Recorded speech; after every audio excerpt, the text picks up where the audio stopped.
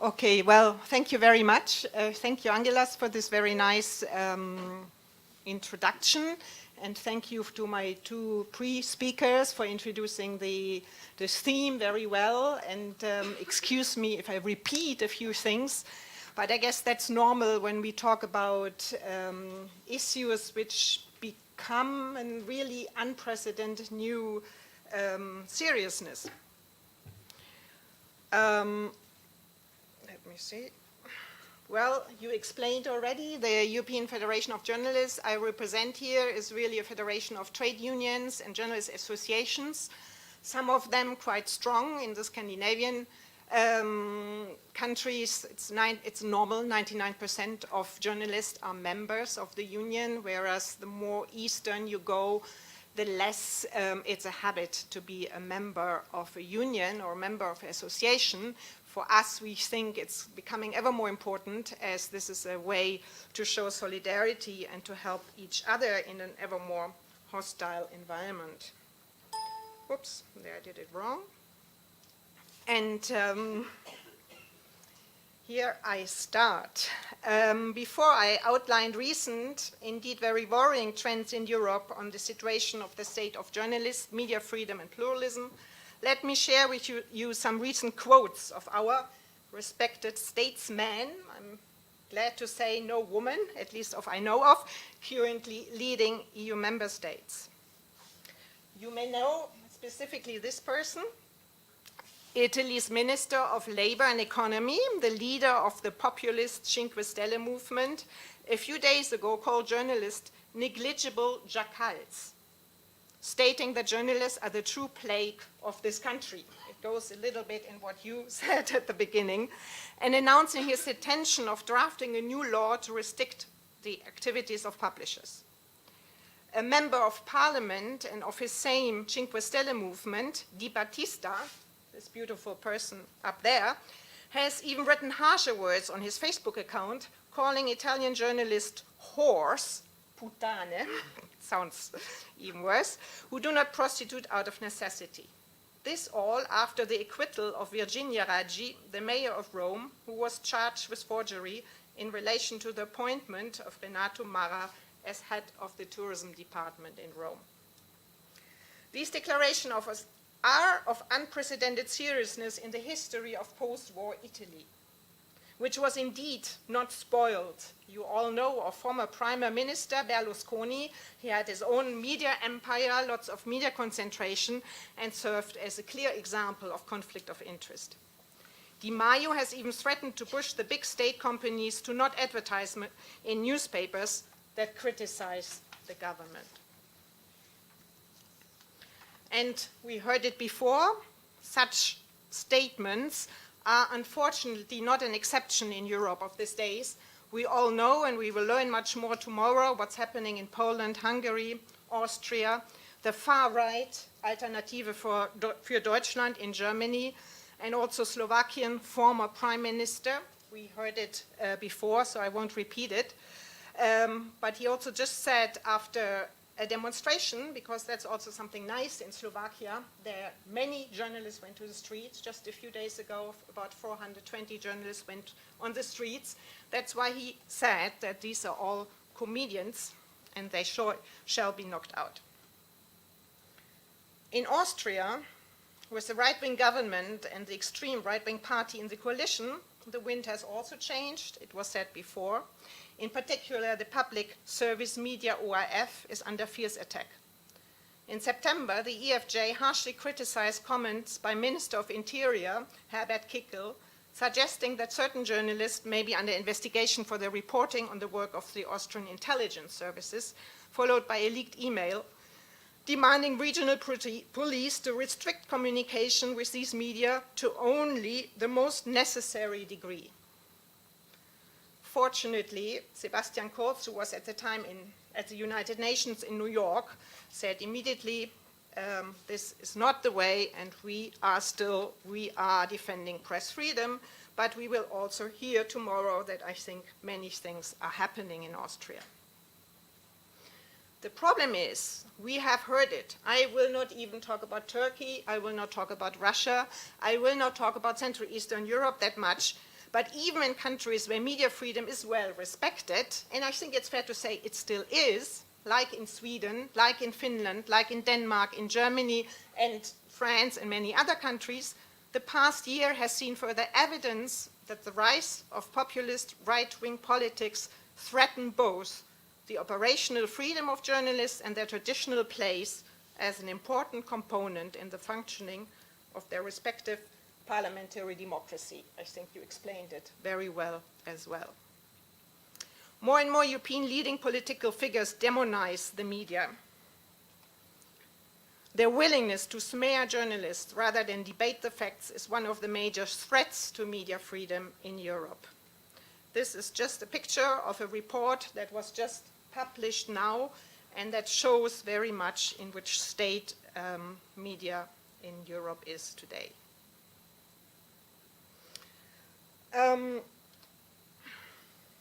I may repeat myself, but I think it is worth repeating it because it is indeed a new phenomenon within the EU that journalists are killed for doing their job.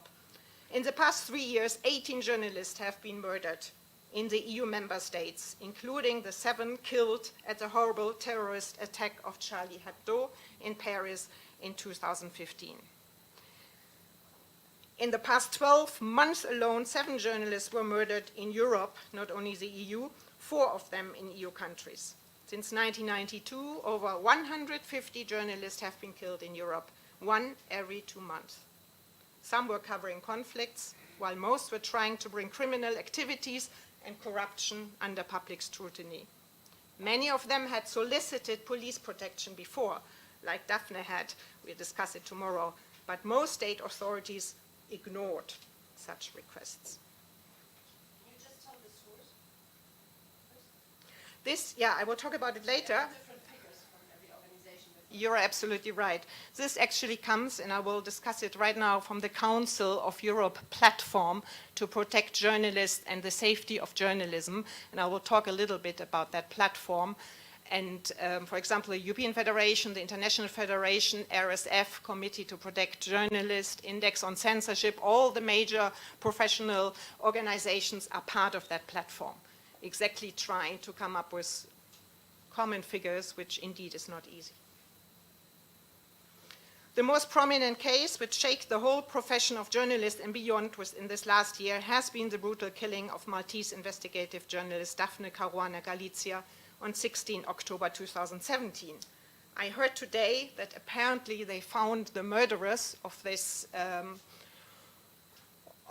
brutal killing. So far, we had kept asking to find the masterminds behind, because they had found 3 persons who apparently had killed Daphne, but I haven't really gone into the details. I think we will also discuss that tomorrow, what is happening there. In February 2018, only 4 months after the shocking killing of Daphne, a young investigative journalist, Jan Kuciak, together with his girlfriend, were shot dead in their home. Kuciak worked as a reporter for a news website investigating tax fraud and corruption. In both cases, we ask for the mastermind behind the killings, and I think this is a very important issue for us, no to impunity, because if this is not being taken seriously, it will, of course, continue. Here we come to the monitoring media freedom. Actually, the number of physical attacks against journalists in Europe is on the rise, and you may not be surprised. Since 2015, the Council of Europe platform to promote the protection of journalism and safety of journalists has received over 123 alerts of attacks on physical safety and integrity of journalists, and 20 cases on impunities, sometimes covering several journalists. These alerts, as I just said, are submitted by organizations such as the EFJ, the IFJ Index on Censorship. Very often we submit them together. They come from national level. We verify it. We put it to this Council of Europe platform. Maybe the beauty of it is that it is not only a monitoring tool, it's actually a tool to raise awareness among the government, because the Council of Europe member states are supposed to react to that. They do not always do, but they often do. Specifically Turkey at the beginning, and you can imagine there most of the alerts came from Turkey. At the beginning, they used to react because there was still some importance in terms of diplomacy. We are not the bad guys trying to justify to defend themselves. Some cases have even been resulted in some change in legislation or in getting a journalist out of prison. This is not very often the case, but it's for us a reason to do that work. It takes a lot of work, specifically because more and more people are using it. Just for clarification, these 24 journalists, do they include the Charlie Hebdo? Yes, that's what I said before, yeah, otherwise. It started 2015, so it was just, it's just in there. If this were not enough, detention, judicial harassment, political and private intimidations oppress journalists in many European countries, often because of maybe well-intentioned anti-terrorism measures and surveillance laws. As we heard also before, the security of the nation state becomes ever more important. A recent report of Index on Censorship and the European Federation of Journalists shows that 220 journalists were detained or arrested in Europe alone in 2017. It also highlights over 1,000 cases of limitations of press freedom, almost 200 criminal charges and civil lawsuits against journalists, and more than 250 cases of intimidation. I will quiz you on these numbers tomorrow. Another project, Mapping Media Freedom, a pilot project funded by the European Commission to investigate the full spectrum of threats to media freedom in this region, is giving these figures. There is another problem, which is closely related and very, very important and serious, is the question of self-censorship. Of course, there has always been self-censorship. Part of self-censorship among journalists is also important. You have to self-censor yourself when it comes to balancing between privacy, ethical reasons, and freedom of expression. But the level of self-censorship we find out today among journalists within the Council of Europe member states is actually quite frightening. The Council of Europe did the study, the EFJ helped in that study, and I only give you very few findings of that, but when you look at 69% of unwarranted interference is because of psychological violence. Of course, part of it includes online harassment, specifically against women. It's easy to see that this is on the rise. Cyberbullying, intimidation by different interest groups, threatened with forces are many reasons. The report is very interesting, and actually it is so interesting that the Council of Europe at the moment is doing a second report with in-depth studies with specific persons, interviewing them more in detail, how to also fight the self-censorship, which is like a virus within the media. I think when I talk about media freedom and media pluralism, it is difficult not to talk about the working conditions of journalists. And not because I'm representing here journalist unions and associations, but because when you look at the changing working conditions of journalists, when you look at the disrespect for social dialogue, at the disrespect for decent salaries, for collective agreements, when you look at the precarious state of journalists, they find themselves. Sometimes when you go to some countries, you ask, why are you still a journalist? And I heard in Serbia somebody telling me, well, it's better than being drunk at home. This is, of course, not a very sustainable answer, but many journalists are also leaving the profession. Many journalists are going into PR, and I hear now, specifically in countries like in Germany, that media are looking for well-trained journalists, and they don't find them anymore because it's not lucrative enough.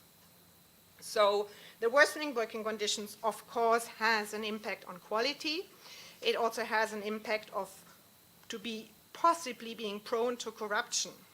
10 years ago, journalists wrote 1 article a day, while today they are having to write 3 or 4.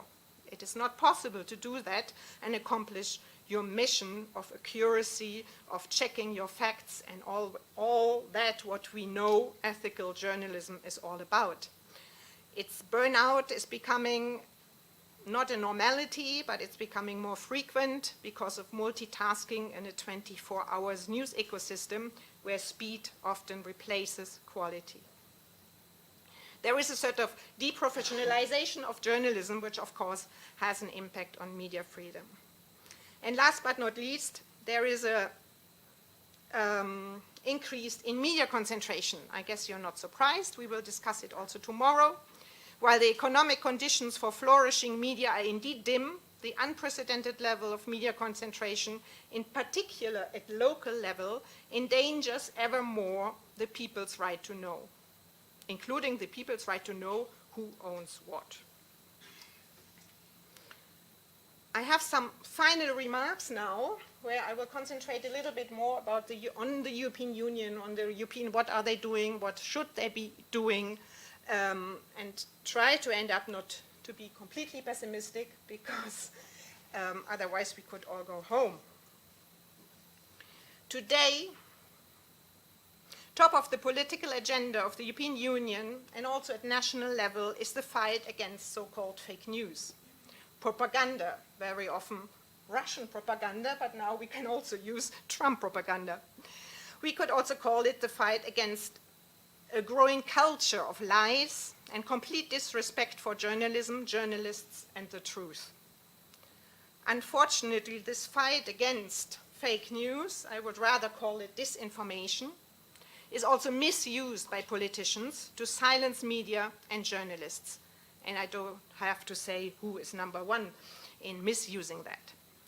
We believe that ethical journalism, transparency, efficient self-regulation, including of the platforms, media literacy, and media pluralism, as well as media acting in the public interest, and I think if we all look at our national countries, there are still some, in some countries more than in others, are crucial tools to fight this virus of the so-called post-truth area, or something what we discussed earlier. Public trust will only return when people have confidence that powerful institutions are accountable and listening to their concerns. Journalism, at its best, can do this job. EU regulation of the media is limited to audiovisual media services and is influenced by the economic regulation of electronic communications, of e-commerce, that have a close scope of application. The EU has no other instruments to regulate media policy. It is foremost to be regulated at national level, though it is bound to the European Fundamental Rights Charter and its Article 11, which lays down that freedom of the media and pluralism shall be respected. It has no power other than monitoring and other soft support. At the same time, it is fair to say that following many European Parliament's reports and actions on media freedom, media pluralism and media freedom do emerge as policy goals that are recognized by the European Commission, at least, as essential for democracy and human rights in Europe. This may not be the case of member states or only by lip servicing, but in Brussels, we do feel that there is a new vested interest in this area. One activity done and supported by the European Union is monitoring of violations against media freedom and media pluralism, as I showed you before, and very often also in cooperation with the Council of Europe. The annual report of the Center for Press and Media Freedom, and we will have that tomorrow, is due to publish its latest monitoring media pluralism report with detailed analysis of each EU member states and applicant countries, including Turkey. It confirms, actually, I had a short look, the increasing risks in media pluralism, but it gives very detailed information about the journalist status, about media plurality, about social inclusion, about media literacy, and it is an excellent advocacy tool for improving one's country's image, an excellent scientific complement to the very, or sometimes more PR-oriented, but also extremely useful Reporters Without Borders Press Freedom Index, which is published every year, and where every country is really repeating, not repeating, competing, who is the worst or who is the best. Another support mechanism by the European Union is the financial support And actually, there was a pilot project. It's only starting, but there is some pressure. There should be more for investigative journalism. There are some pilot projects on cross-border journalism. And here I would like to say something positive because, and I forgot, because you all here, I guess, you all have heard of all the different leaks that are. LuxLeaks, Malta Files, Palestine Papers, Cablegate, Bahama Leak, Panama Papers, Swiss Leaks, LuxLeaks, Football Leaks, and now we have the Cookscomb Leaks, latest scandal of tax evasion in Europe, I think, which shows in a beautiful way the importance of cross-border journalism using the best techniques that are.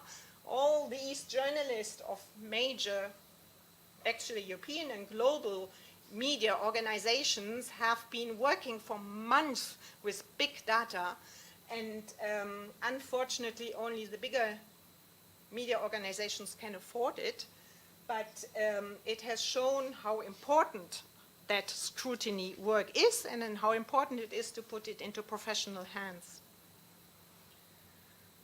Numerous stories under the latest International Journalism for EU grant will be published between now and the end of the year. This was a sort of pilot project which has been done by the European Center for Press and Media Freedom and the International Press Institute, featuring projects on a wide range of topics of public interest. They include Lost in Europe, a project led by Small Stream Media in the Netherlands, which is examining the disappearance of 10,000 migrant children in Europe, thanks in part to a 35,000 EU grant. But as long as there is no political will, or there is less and less political will of our leaders to prioritize the protection of journalists and deal with the causes of the failure of media to ensure pluralistic, independent, and quality information, a positive obligation all European governments have by adhering to the EU, but also by being members of the Council of Europe. We will have to deal with the problem of political trolls, of disinformation, of lack of trust, and a shrinking public space. Thank you very much.